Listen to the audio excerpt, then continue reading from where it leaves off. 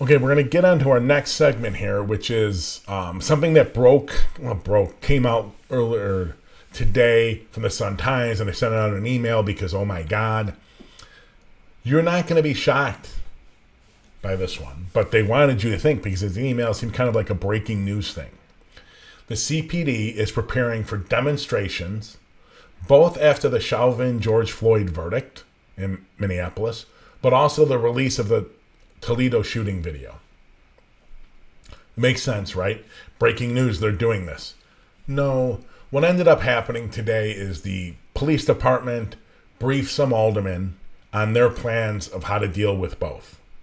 And some aldermen, Lopez, I think, Jason Irvin, probably to cover their butts more than anything, were warning Mayor Lightfoot, and David Brown and others, both in person, I think, and through the media, about how you can't take district personnel out of the districts to protect downtown in the Loop. That's what happened, for better or worse, during the response to George Floyd's murder back in late May, I think is when that actually happened. May 28th, if I'm not mistaken, was the first protest. So I think this is more some aldermen, especially ones that may not necessarily get along with Lightfoot or the superintendent, trying to cover their butts and show their residents and their supporters that they're fighting to keep the district personnel in their district. That isn't going to happen. Let's just say that no police department in the country has enough personnel to handle unrest throughout the entire city all at the same time. Being part of a democracy that has, up until recently, been considered very stable, there's never been a need for that. We don't want to pay for that. We don't want that many cops on the streets at any time. So it's just not feasible to have enough cops. You're going to have to move them. When unrest, like what happened last spring, late spring and summer, when things like that happen, you're going to have to move cops. It is just the way it goes. And they're going to be on time. There are going to be times when you move those cops and unrest pops up where you move them from. It's a whack-a-mole issue. And this is why things like George Floyd, Laquan McDonald, Tamir Rice, Michael Brown and Ferguson, we can go on and on, Breonna Taylor, and there's all the names coming to my head at this time. I'm sure I could find in Google search dozens, if not hundreds more, over the last few years. That's why those events are so impactful and are so bad.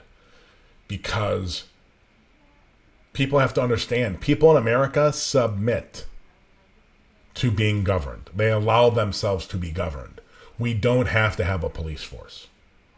Americans allow a police force in their communities, in their cities, in their towns. We allow it. There's nothing in the Constitution that says the police have to exist. America is built on the fact that Americans allow ourselves, we submit to being policed. For better or worse on that, we do. And when the police department loses legitimacy, and the government loses legitimacy, you get the unrest that we had last summer. And that's why it's so important that we don't see repeats. I have no faith that we're not going to see repeats. I have full faith that we're going to see repeats. Whether it's a day, a week, a month, a year, we will see more of those killings of unarmed black people for no legitimate reason. You know, on this whole Toledo shooting video release, it could very well be that the delay in showing it to the family is solely based on the fact that they're preparing for the unrest that will follow. I don't know if that's true. I fear that it is. I reached out to sources today in the department. And while very few people have seen it, don't believe the FOP, they have not seen it. The Fraternal Order of Police, even though they said, we covered that on Wednesday, they said the president certainly sounded like he had seen the video, but he hadn't. It's possible that video contains something that is going to spark a repeat of at least May 28th last year. And that's bad news if that happens for all of us. I don't want to see anyone die, but when they do die at police hands, I want the shootings to be as legitimate as we can possibly have them be. We'll see. I'm a little worried about that. I'm worried about all of it. I'm worried about the Chauvin verdict, and I'm worried about the Toledo video, shooting video being released, and whether or not it's going to, what it's going to show us.